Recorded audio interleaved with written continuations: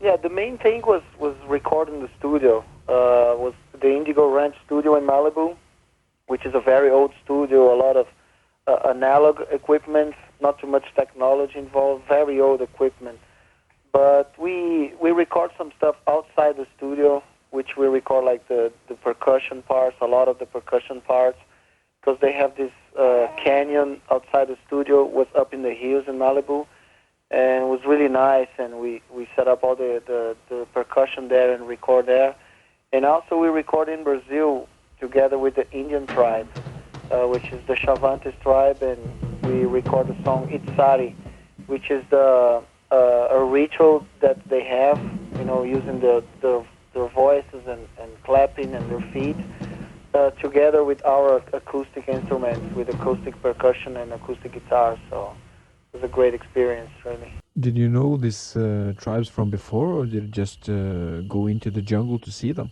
Like Chavantes is a very established and well-known tribe in Brazil, one of the biggest tribes, and they have their independence. They don't have the connection with the government, so it was very easy to get in touch with them instead of going through documents and bureaucracy and stuff like that. So the Roadrunner Brazil got in touch with the organization who take care of their business and stuff, and it was very easy to get in touch with them. They're very friendly and very cooperative, and the main reason was to do music, not like a political statement and shit. It was 100% music, and that was what happened, and I think that's why it happened, so good. So. Did you actually write some of the stuff with the tribes, or did you just tell them what to play, or did you just record some of their things? Everything together.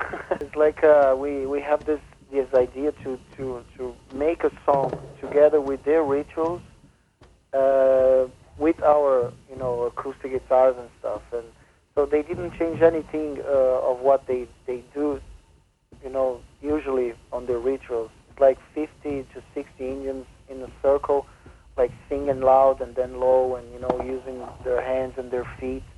And it's a ritual they do for hundreds of years, so they didn't change anything. We just apply, with their rhythm, their beat, our instruments and stuff. So we mix that way. We didn't ask them to change nothing or anything.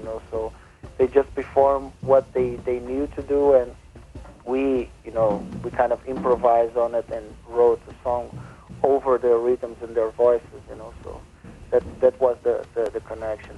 What do you think are the main differences between this album and the previous albums, except for this going into the jungle, of course? I think there's, a lot of different stuff, especially the producer that we use, which is younger and much younger than the other one, Andy Wallace. His name is Ross Robinson, very energetic, and like I said, the studio that we use is very old equipment. That's the stuff we never really tried before, and was just great, to work with that old equipment and stuff, and also a lot of the Brazilian influence, rhythms and percussion instruments and stuff like that, that we brought a lot more into the music. So, from there, the ideas start flowing, and was the most experimental album we'd ever did, really, with a lot of guests involved and a lot of different instruments, and it was really fun to work on this project and record this album. So everything pretty much was different from the previous work that we did. That was the idea, really, not to do the same album over and over and same music and same stuff. Then we keep not to keep boring, to play with ourselves and shit like that. So, always bring new stuff. Because he's a very energetic producer, always jumping and screaming with us while we're playing. And, to take off that feeling that we have on stage. And the equipment help a lot, to make, very raw and very truthful sound.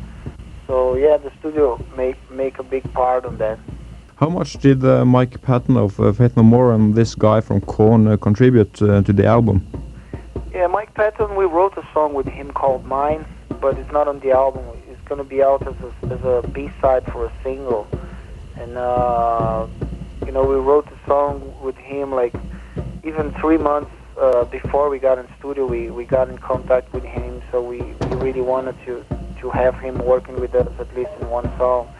And he came to the studio, and the guys from Korn were there like hanging, and we did another song which is Look Away, which is on the album, and which is a song we record and wrote together with DJ Lito from House of Pain. And we kind of mixed both vocals of Jonathan and Mike on this song, and both participate in that. It was really like a big jam session recording, with everybody involved, and like doing everything there really without too much plan, pre-plan behind. So that was great. What are the lyrics like this time compared to your previous songs? Are there any major difference? Yeah, more or less.